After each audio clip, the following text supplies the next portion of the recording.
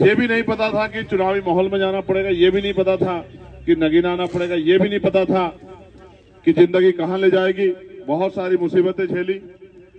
अपने लोगों की लड़ाई लड़ने गए तो जेल भेज दिया गया, बेल होगी तो एनएसए लगा दी गई। एनएसए खत्म हुई, 16 महीने की जेल कटी, फिर सड़कों पे आ गए। फिर दिल्ली में एक आंदोलन हुआ, गुरु घर तोड़ देगा, फिर उसकी लड़ाई लड़ी, 66 दिन जेल चले गए 96 लोगों के साथ। वापिस आए, 1 महीना नहीं हुआ था, एनआरसी का पे कानून बन गया, सड़कों पे आंदोलन शुरू हो गए तो जमा मस्जिद से गिरफ्तार होकर जेल चले गए।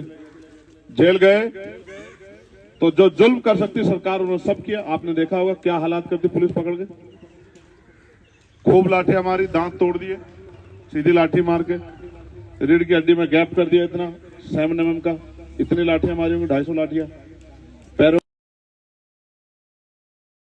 जितना जुल्म कर सकते थे किया। वहां से आए, कोर्ट ने कह दिया कि 24 घंटे ज्यादा रुकोगे, फिर 24 घंटे वहीं गए जहां से वापस आए थे।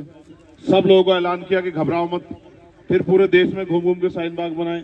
वो आंदोलन खत्म हुआ तो उसके बाद जो भी जुल्म हुआ, चाहे कोरोना काल में निजामुद्दीन मरकज को बंद करने का मामला हो, मौलाना साहब पे मुकदमा करके उनको जेल भेजने का मामला हो, प्रयास हो, चाहे तबलीगी जमात के साथ जो जुल्म हुआ, दुनिया में से जो लोग यहाँ आए हुए थे तबलीगी जमात के, उनको जैसे बंद करते हैं डिटेंशन सेंटर में, उनको छुड़वाने की लड़ाई हो, चाहे मौलाना कलीम सिद्दीकी की लड़ाई हो, चाहे अखलाक की लड़ाई हो, कासगंज में जब 1.5 फीट की टंकी में मार के लटका दिया, चाहे यहाँ आपके यहाँ सलमान की लड़ाई हो जिसको सलमान को गोली मारी गई, चाहे मेरठ में जिन बच्चों को गोली मारी गई थी जिनको दफीना भी जो है गाजियाबाद मिला, चाहे नासिर जुनैद की राजस्थान से लाके हरियाणा में पीट की हत्या कर दी गई हो, कोई मसला रहा हो, चाहे हल्द्वानी का मामला हो, और परसों जो हुआ वो आपने देखा, दिल्ली में देश की राजधानी में जो हुआ आपने देखा।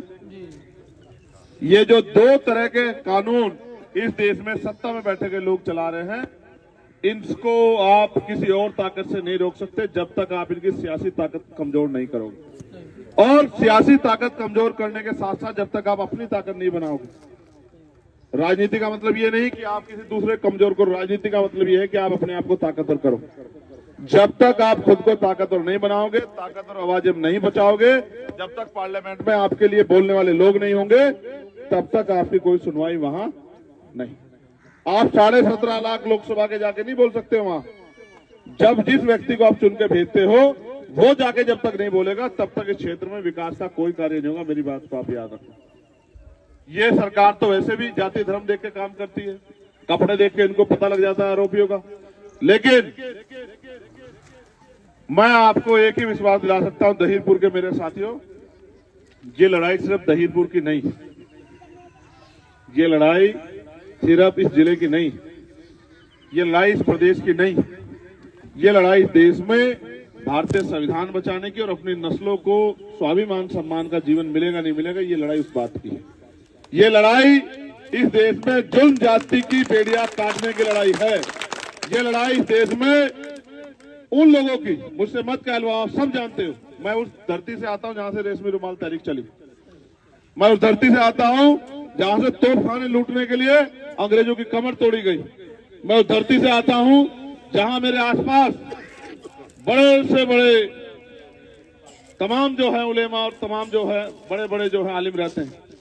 आप आओगे तो आपको पता लग जाए, चाहे रायपुर का खानका हो, चाहे संसारपुर, चाहे देवबंद हो, चाहे नानका, तमाम बहुत जिम्मेदार शख्सियत उस धरती में पैदा हुई। मैं उस धरती से आया और उस धरती ने मुझे सिर्फ यही सिखाया कि जब जुल्म जाती हो तो चुप नहीं रहना चाहिए, क्योंकि अन्याय करने वाले से अन्याय सहने वाला ज्यादा दोषी होता है। आपको एहसास भी नहीं होगा, आप दहीरपुर में हैं, पूरे देश से बहुत बहुत बड़े जिम्मेदार लोग आपकी गलियों में, गांव में, बस्तियों में घूम रहे हैं, आपसे अपील करते हुए कि चंद्रशेखर आजाद के हाथों कमजोर मत होने देना। आपको एहसास भी नहीं होगा, क्योंकि पूरे मुल्क में भीम आर्मी का संगठन है। आपने देखा, आप यहां थे जब वहां कर्नाटक में हिजाब का मामला हुआ, तब भी वहां भीम आर्मी के नौजवान झंडा डंडा लेके उन बहनों की हिफाजत कर रहे थे। हमने तो ये प्यार आपस में पैदा किया कि एक दूसरे की आवाज बन सके। मैं बस आपको ये कहना चाहता हूं, अपनी सियासी सोच को मजबूत कीजिए। ये वोट का अधिकार, ये बाबा साहब अम्बेडकर की 4-4 बच्चों की कुर्बानियों से हमें मिला है। ये वोट का अधिकार गुलामी की बेड़ियां काटने को मिला, और यही वोट का अधिकार तय करेगा कि शासन प्रशासन किस हिसाब से काम करेगा।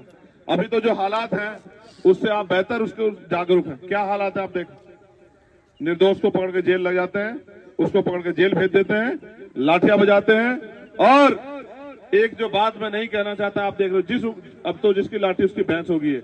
जिस चीज पे हाथ रख दो, कल कोर्ट भी कहता है इनकी दे दो दे दो दे दो। साहब बैठे कारी इकरार हमारे 20 जन में हमारे महापुरुषों ने हमें इस वोट के लिए तैयार किया कि इस वोट की अहमियत को समझो। हमारे हालात आपसे बुरे थे, आपसे बुरे। हमने इस मुल्क में सदियों हजारों साल जनजाति सही, हम पे अच्छे मकान बनाने के, स्कूल में जाने के, कुर्सी में बैठने के, मंदिर में जाने के अधिकार भी नहीं थे। इस वोट की ताकत से हमने इतनी अपनी हैसियत बनाई, पार्टी का झंडा उठा के भारतीय जनता पार्टी से एमपी एमएलए बना, और लाठी लेकर तमाम दलित, पिछड़े, आदिवासी, किसान, मजदूर, मुसलमानों के पीछे, बौद्धिस्टों के पीछे, ईसाइयों के पीछे लाठी ले घूमा। उनके रास्ते में 100 कांटे उसने लगाने का काम किया। पार्टी आगे बढ़ जाएंगी, ये नहीं हो सकता है। आप ये बताओ, अभी आपने राज्यसभा का चुनाव देखा, बहुजन समाज पार्टी का एक एमएलए है, उसने पर्चा दिखा के भारतीय जनता पार्टी को वोट दिया। समाजवादी पार्टी के 8 एमएलए ने भारतीय जनता पार्टी को वोट दिया, और वो उत्तर प्रदेश के एमएलए आपकी वोट से बने एमएलए। और कांग्रेस पार्टी के 9 एमएलए ने हिमाचल। आप पे जुल्म करने वालों की टांगे कांप जाएंगी, मेरी बात को आप लोग याद रखना।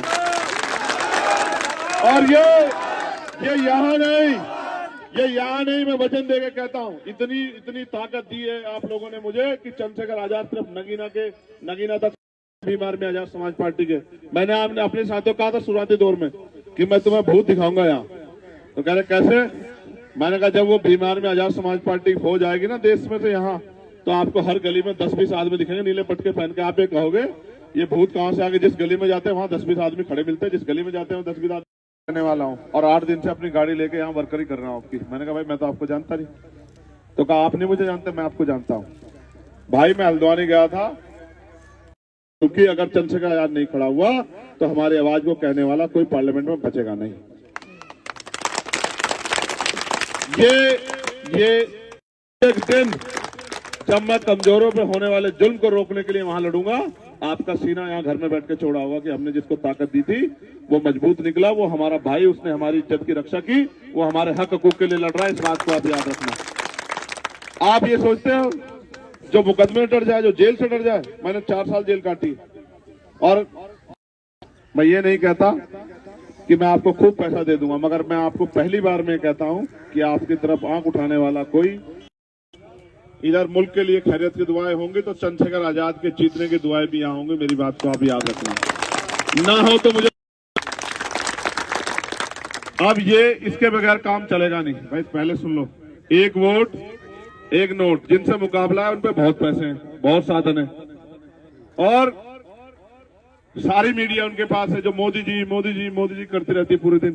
तमाम तरह की और करोड़पति, पूंजीपति, उद्योगपति उनके साथ है, अडानी अंबानी जैसे। तो समझदार रहो, ना हम सफर से निकलेगा, ना हम नसी से निकलेगा, हमारे पैर का कांटा हम ही से निकलेगा। मेरी बात को आप याद रखना।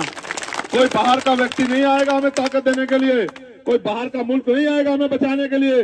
हमें अपने मुल्क में इज्जत मान सम्मान से जीना है, अपनी ताकत बना के जीना है। हम यहाँ गुलामी की बेड़ियां काट के रखेंगे और मदद करें, लेकिन अपनी मेहनत की कमाई से मदद जरूर करें, जिससे कि इस लड़ाई में हम उनका मुकाबला कर सके। क्यों जावेद भाई खड़े हो जाओ। क्या मैं कोई कारोबार करता हूँ? नहीं करता। कोई नौकरी? मैं तो अब वकालत भी नहीं करता। अब तो सच तो ये है, पिछले जब से मैंने सोचा था 10 साल से अपने काम, फोन जरा एक बार निकाल लेना अपने फोन बाहर। इसमें हर एक फोन में कम से कम 50-50, 100 नंबर है आपके दोस्तों रिश्तेदार के, है या नहीं? आपके क्षेत्र के लोगों के। क्या एक आदमी 2-2, 4-4 आदमियों को तैयार नहीं कर सकता है? ये इनके क्या लगते हैं आप? इनके भाई हैं। इनको आके पहले से कह दिया कि पैसे भी लेके जाएगा, वो आ रहा है, पैसे भी पड़ेगी। बेरोजगारी खत्म करनी है तो सरकार बदलनी पड़ेगी, जुल्म जाति बंद करनी है तो सरकार बदलनी पड़ेगी, और अगर अपने मुल्क में 2वें दर्जे का नागरिक नहीं बनना तो भी सरकार बदलनी पड़ेगी। और सरकार तभी बदली जाएगी जब हम मजबूती से इनके खिलाफ मुखालफत करेंगे और अपने लोगों को तैयार करेंगे।